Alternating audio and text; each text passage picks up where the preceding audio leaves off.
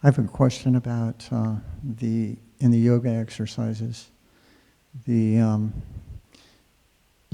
talked about this before, but I'm just wondering if you can elaborate a little bit. You usually say, talk about the body visualizing or sensing the body as transparent. And today you said hollow, so just another empty, word yes, for the same thing.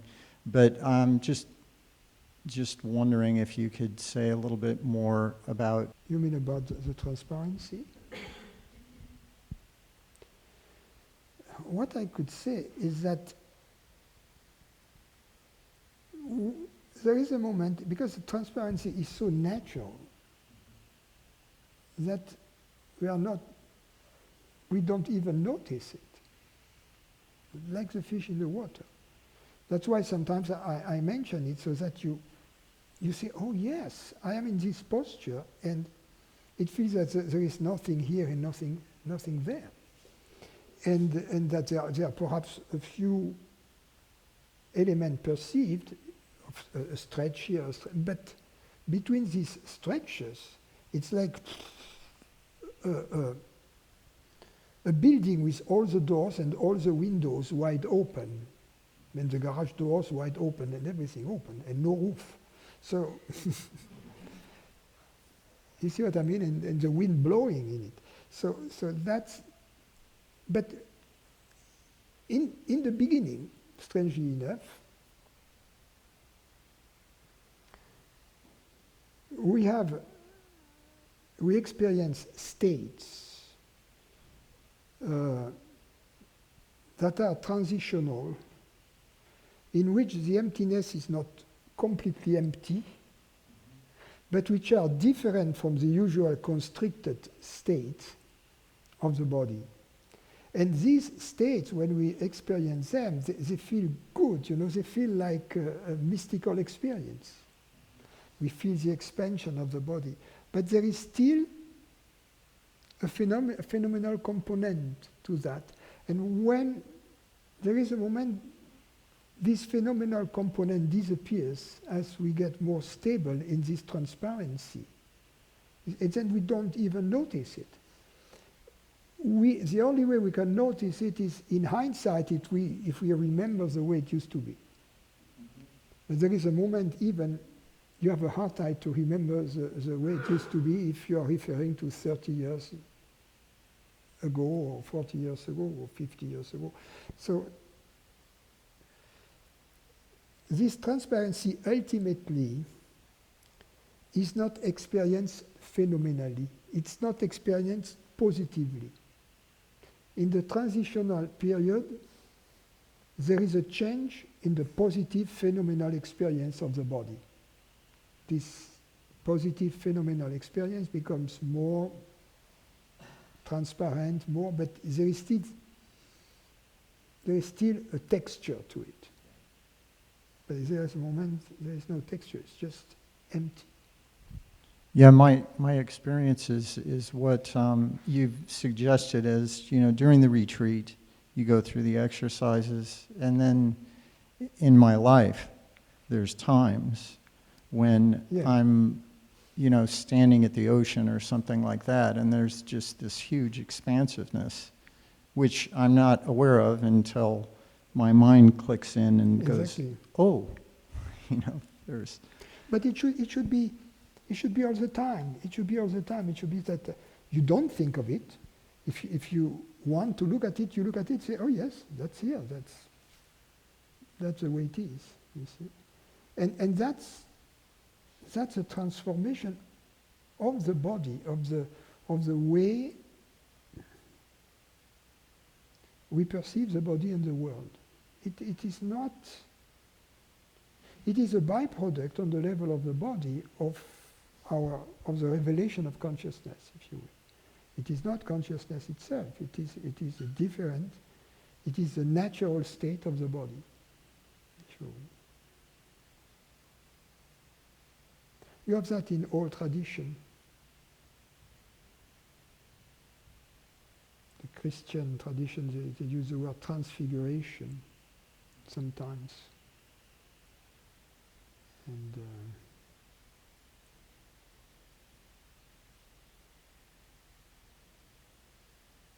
in India, they call it Pralaya, means dissolution. Pralaya. And actually, the yoga we do, I mean, today we played a little bit, how you say, standard hatha yoga. But the aspect we deal mostly is Pralaya and Jnana, Jnana meditation and Pralaya dissolution meditation. Dissolution leads to meditation.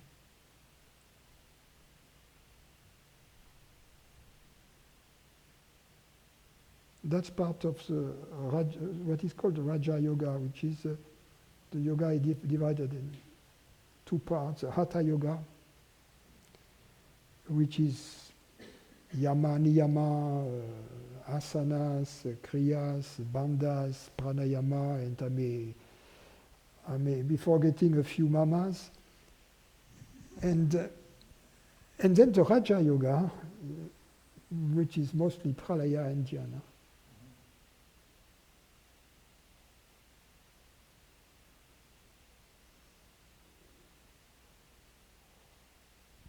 Yeah, the characteristic that's sort of experiential for me is a kind of,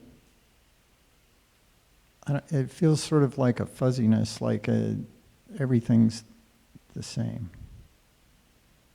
Yeah. It's a very powerful way of teaching in that sense that ignorance is 10% in belief systems, 90% in feeling systems. The memory of it, the structure of it. So through dialogues, through higher reasoning, intellectual understanding, we can deal with the 10%. Having dealt with the 10%, we have access to this experience of presence. And eventually this experience of presence will erode the 90% that remain.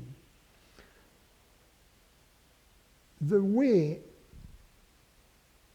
it works with the bodily approach is somehow that the teacher simply describes his own experience of the body and of the world. It's a description in vivo, so to speak. And by listening to it and trying to imitate it, visualizing it using all these metaphors, all these analogical tools, instead of the logical tools that we are using now, these analogical tools, the body is put in a condition which is close to its natural condition, from which it can more easily settle in its natural condition, because the body has, my teacher used to say, the organic memory of its natural state.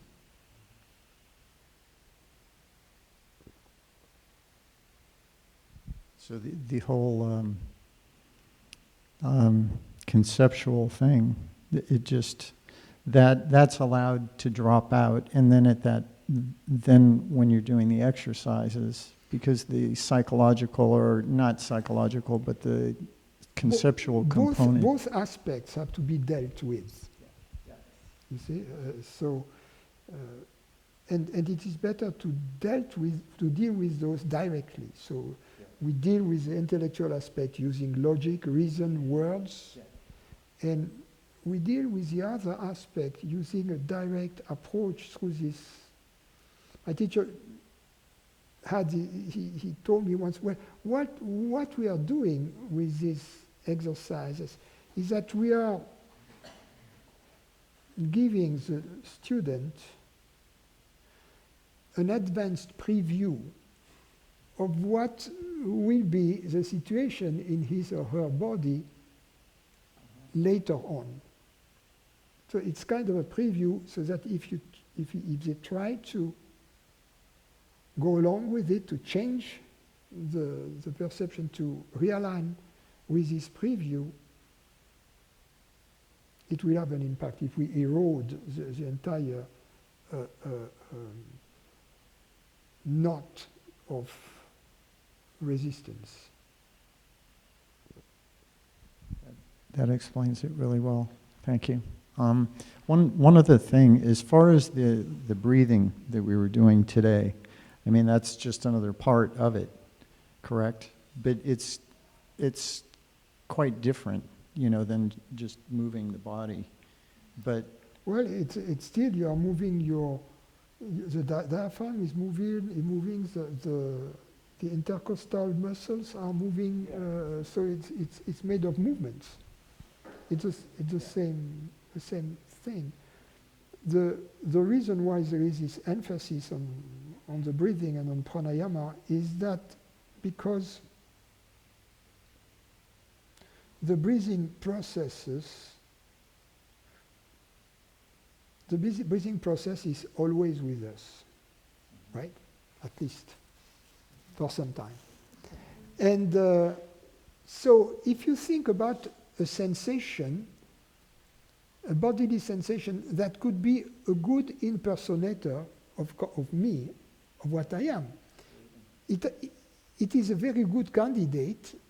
The sensations associated with breathing are a very good candidate for that because they are always present, like consciousness. A toothache wouldn't be a good candidate to impersonate a consciousness, right? To impersonate what we are, to identify with. But identifying with the breath is very easy. So that's one of the. And with this identification with the breath come some subtle changes in the breathing process. It is altered. Because if I identify with this envelope here, and then if this envelope breathes, I create contractions that are consistent with this envelope breathing. Whereas if I change this view of how I breathe, because actually when we breathe, it is not we as separate individuals who are doing the breathing. Mm-hmm. It is the universe, right, which is doing the breathing. The breathing is a local phenomena, but it is a cosmic event. It is nevertheless a cosmic phenomenon. So it is the cosmos that is doing the breathing. So to conceive or to feel that the breathing comes from inside the bag creates restrictions. So in order to liberate the breathing from that, it's interesting to feel that it is the entire space that breathes. That's more in line with the truth that breathing is a universal event, if you will. Also, the breathing process is one which is easily affected by fear, because the animal in us is wired to breathe in a shallow fashion in case of danger, in case either of a predator who can hear the noise or smell the scent, or in case of a prey which can also hear the noise and smell the scent. So in both cases, there is a restriction of the breathing. The breathing becomes more shallow. So when this mechanism of fear and aggression becomes chronic, then the breathing process subconsciously is affected, and this alteration of the breathing concept is interpreted as me. Yes, that's the me feeling. So here we by using this exercise, we kind of deconstruct And the way it is done in the yoga techniques is that in the yoga you try to master the breathing. In order to master the breathing, for instance, in order to have a very even exhale and inhale without any jerking, if you just try to, you need to bring consciousness into the areas which are involved. You need to be aware. So you take them out of the twilight, so to speak. And you will detect these anomalies, these alterations that are artificial.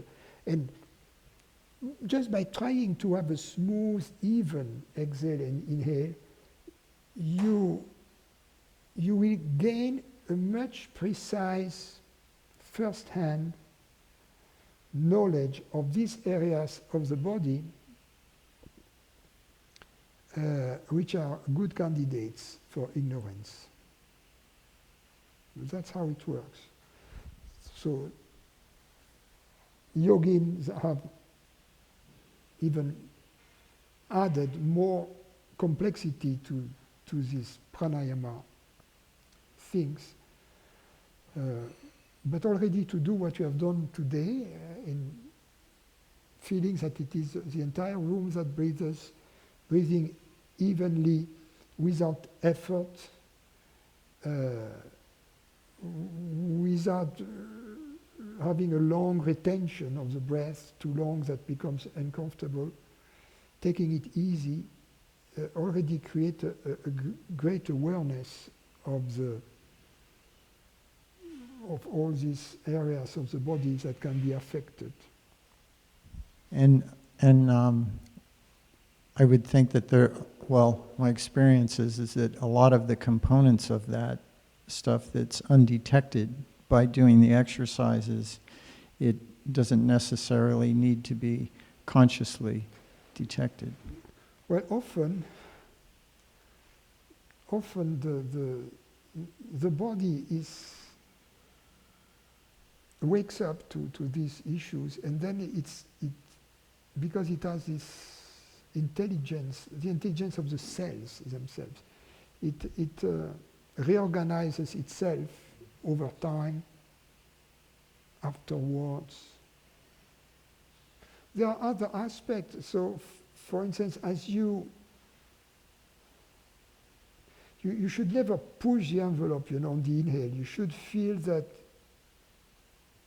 you never reach a limit.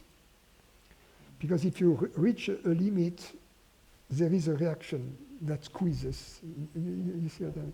So you have to remain within the envelope of comfort. But nevertheless, this envelope of comfort creates a stretch. And the body, let's say the body has been used to be like this. If you gently stretch the body like that, it comes back, but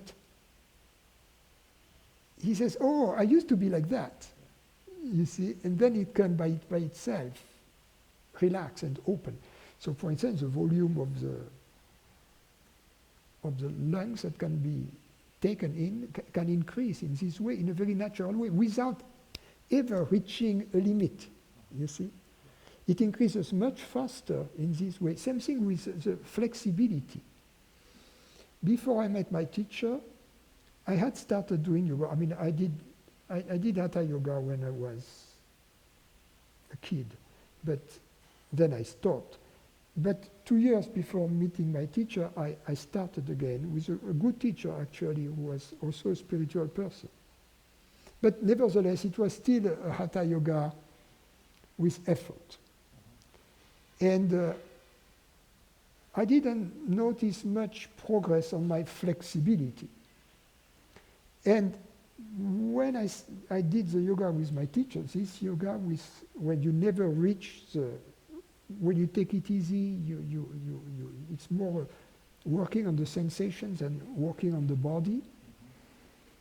I noticed that after 1 year, the flexibility had increased tremendously without me really pushing any, you see. And I think it's a good thing for athletes who try to achieve more flexibility, not to push, not to be militaristic in this regard, but to take it more easy.